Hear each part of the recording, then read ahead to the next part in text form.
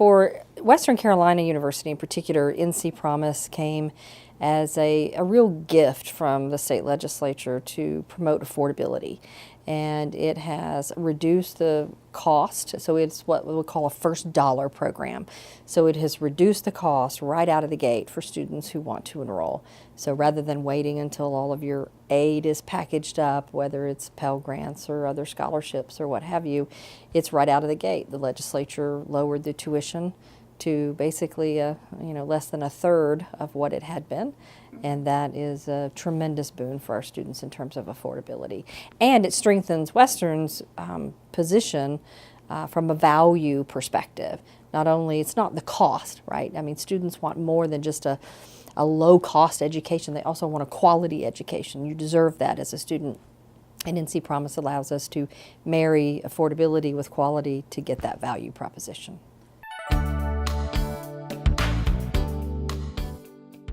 Sure. So as you might imagine, the program has been very popular. In fact, it's a little more popular than we anticipated right out of the gate. And admissions at universities are a balancing act, right? You want to let in students who can be successful. You also want to promote accessibility and take a chance on students. As the mission of a public regional institution like Western is to serve our region. So we want to make sure that we are not missing folks in our region, students who can withstand the rigors of a high quality education and be prepared for that coming in. We want to make sure that they are enabled in that admissions pipeline. And so we use the magic sauce, if you will, of making that happen. You've been as a student through an admissions process, so you know how nerve-wracking that can be. But it's also nerve-wracking on the institution's part. We make offers of admission to many students, and we hope that they take us up on that. Not all of them do, but we know fairly year over year, we know fairly regularly what that yield rate of the students we offer admissions to versus who shows up on the first day of class to actually enroll. We generally have an idea of what that yield rate will be. NC Promise really changed the way that we had to think about that admissions process, because what was happening, and we saw this play out in the first year of implementation, is we had many more students take us up on that admissions offer than we actually were prepared or thought that would take us up on that. We're prepared for the students that we have, but it was a little bit of a surprise. So our enrollment numbers were higher than we expected them to be.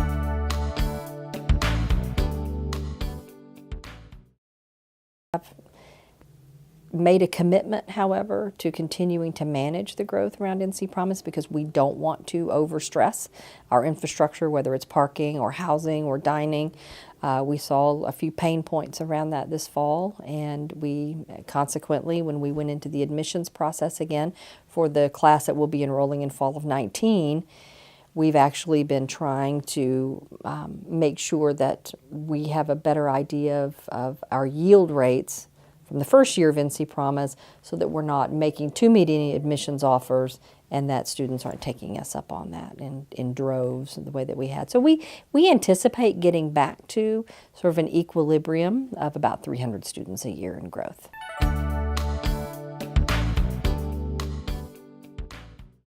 There are services and programs on campus that are subsidized by the state, and then there are programs that are not.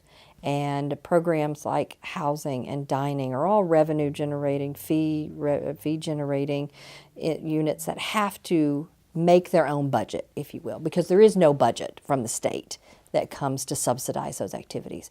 So when you want to go see someone at the health center, or a student needs to see someone at counseling and psychological services on campus, those programs don't get any funding from the state. So students, we think that those are critical programs. Students tell us that those programs are needed and necessary and vital to the total student experience. So we want to provide those, because we're not just about necessarily what happens in the classroom is paramount, but also for the total student experience, it's about what happens outside the classroom and in between classes, and that experience in a holistic manner that you're getting on campus as a student. And so in order to fund those programs that we know that are vitally necessary to student success in the long run, we have to generate fees in order to create budgets for those programs. And the cost of doing business year over year goes up. So, you know, the electricity bill goes up, just like in your household, right? The electricity bill goes up. You hope you get a pay increase over year. All of those things that contribute just to the bottom line of doing business. And there's a couple of ways to address that. So if you know that the pool is finite of money or resources, you can either cut services, right, to continue to operate within a budget that is already established, or you can grow that budget through small increases in fees. And one of the things we've tried very hard is to make sure that those fee increases are manageable. We also have a mandate from the state that no institution in the UNC system, including Western, can increase its fees more than 3% year over year. And those fee increases first go through a very rigorous process on campus. There's a fee advisory committee that looks at proposed fees, and it includes student government. It also includes our trustees that have to approve that. So we get input from many, many stakeholders on campus.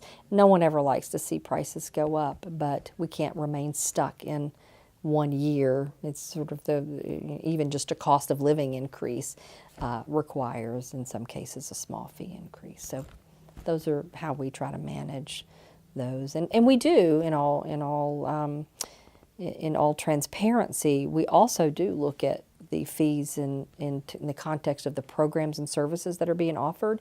And if there's not a demand or a need to offer a program or a service, we look at dialing that back, which also puts us in a position of if we can reduce services over here, that keeps us from having to increase fees. So you won't see in any given year fee increases in every bucket. You will see those strategically, like we targeted the health fee this year for an increase because we see the need increasing among our student body in that area. As the state has established a funding model for its public university systems whereby things that are happening in the classroom. So when you enroll as a student on our campus, you generate credit hours. You take 10, 12, 15 credit hours a semester. And based on those credit hours, that is the currency of funding that we get from the state. And so that money, that subsidy that we get from the state is not intended to subsidize everything about a university education. It's intended to subsidize primarily the academic side of the house.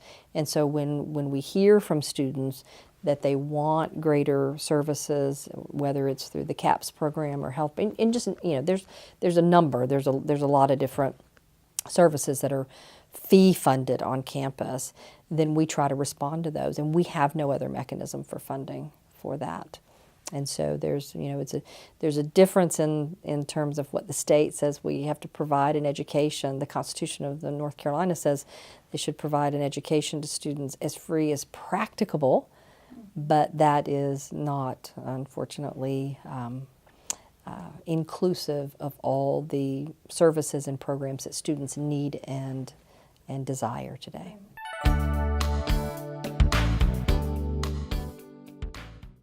Summer tuition is also in that bucket, like fee revenue producing programs on campus. Summer programs are not subsidized by the state. So when you enroll as a student in a summer program, we don't get subsidy from the state for that. So anything that we offer in the summer has to generate enough money to fund itself. And so when the NC Promise legislation was created, I'm not sure even the legislators knew or remembered that summer programs on any UNC campus, including Western, is not subsidized by the state. So NC Promise is a state subsidy program. And so therefore it only applies to the credit hours that are generated by students during the fall and the spring, because that's the only time that the state is subsidizing your education. When you enroll in a summer class, you're paying full freight, essentially, to take those courses in the summer. And so when NC Promise was negotiated initially, we did bring it up, but there is no mechanism to attach it to the summer because summer courses are not subsidized by the state. So there's no mechanism for that. However, it is one of our top, we have 4 primary legislative agenda items for the state legislature, and that is one of those 4, is that we've made great headway. The UNC system, our counterparts at the system also agree that NC Promise needs to be needs to be applicable to summer courses, because right now it can be a built-in disincentive for a student. If you get a highly subsidized rate with NC Promise in the fall and the spring, and then the courses that you take in the summer seem out of whack and far more expensive than you would take in the fall and the spring. So students are smart. They're doing their calculus and they're going, maybe I need to rethink that. And we are trying to make headway, and we think we're making good headway into the case that not only is summer vitally necessary for the total student experience, it also gets students through faster. The research is pretty definitive. When a student takes summer classes, they get finished quicker. And they also have richer experiences, because in the summer is when many students are doing their interns or their practicums or some of these types of experiences that are necessary and needed in their programs, but you don't really accommodate those well in a fall or a spring semester. So not only the original legislative intent of NC Promise was to get students in the door, students who had not been enabled in access to get into a 4-year college or university in the state. And it also is to help reduce student debt and to promote affordability. And if they're going to continue with that legislative intent, they need to apply NC Promise to the summer. So we're hopeful, we're cautiously hopeful at this point that we'll be able to address that.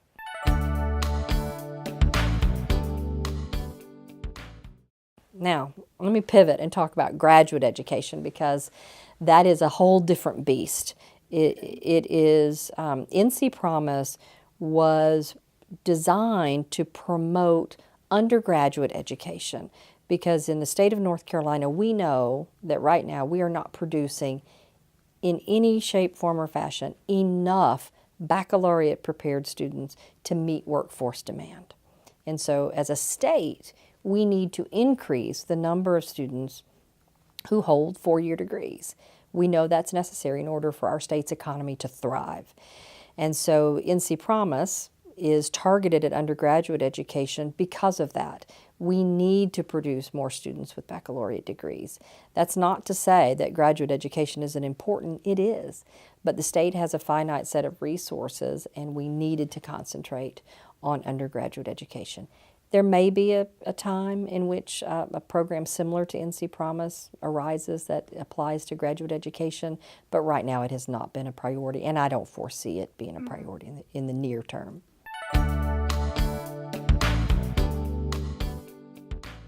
I want to do myth busting here for a moment. NC Promise is actually not a pilot program. It's not a test run. It's actually permanent legislation. Okay. It was enacted in 2016. It became active in implementation in the fall of 18. It is set in as much stone as legislation can be set in. And so it is right now a permanent program. And this, however, is the first year of implementation of that program. So I think there's a misconception in people's minds that somehow it's this ephemeral thing that's going to evaporate, and then you had it for a little while and then all of a sudden it goes poof and goes away. But in actuality, it is a permanently established program. It is got recurring funding from the legislature right now to the tune of $51 million, and it is fully funded at this point. Now we know as growth occurs and as cost of living, just like we were talking about with the fee increases, as cost of doing business goes up, we're going to have to negotiate for additional funding. And we are actively in those conversations now. But right now, NC Promise is a permanent program. Now, that's not to say that there couldn't be modifications to the program, but Western Carolina University, like every university in the system, also operates under a state mandate that we provide 4-year fixed-term tuition for any student walking in our door.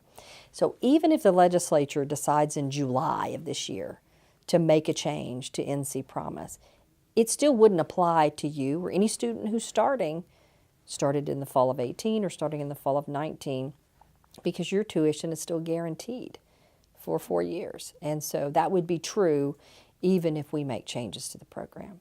And like any program as complex as this, I foresee that we will have to make modifications to it. It's wildly popular right now, not just at Western, but at our two sister campuses that are also experiencing similar and greater growth.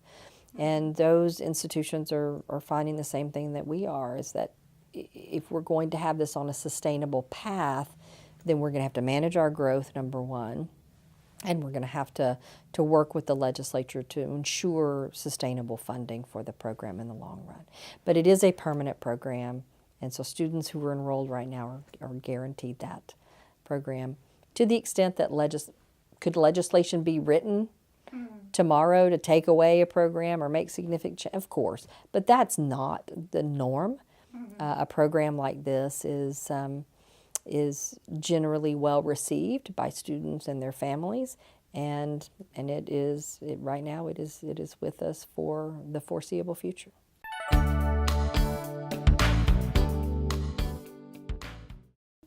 I think it absolutely does. One of the great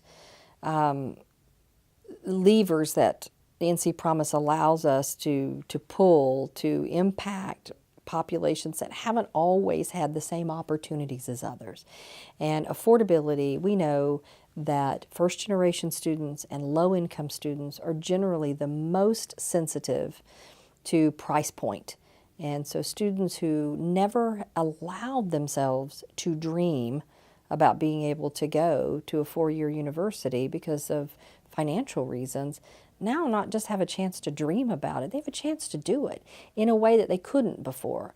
And we know that traditionally, first-generation and low-income students tend to be there's a majority of those students who tend to be from underrepresented populations. And so if we can target those students and get them in that pipeline and increase that access, it's a win for everyone.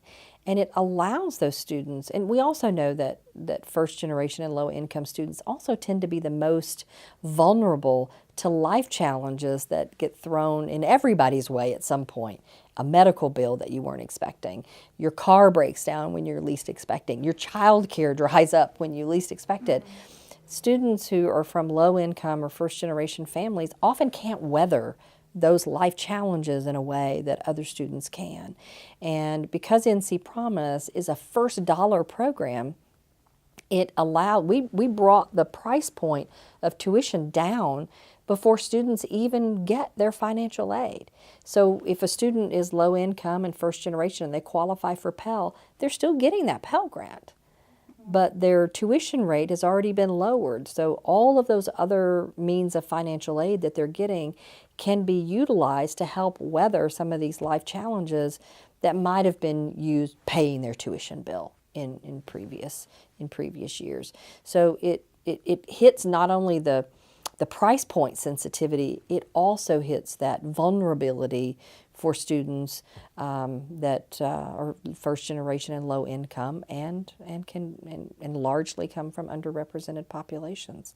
And so we think it is a huge and effective tool for us to promote diversity on campus. When it first emerged as legislation, there was a lot of consternation. This is too good to be true. Can we trust this? Is it temporary and going to go away? Right. And I remember sitting with, at the time, Chancellor Belcher, and we had a lot of alums who were worried that it would degrade our brand, that it would create a perception that nobody wants, right? That we're a cheap education, but it's not. It's a high quality, affordable education, and there's a huge difference there. Mm-hmm. And so when we got word of that, we were getting a lot of negative pressure to somehow not participate in the program or push back and see if we could get this framed up in a different way. But we sat down around a table, I'll never forget, and we said, first and foremost, put all the noise away.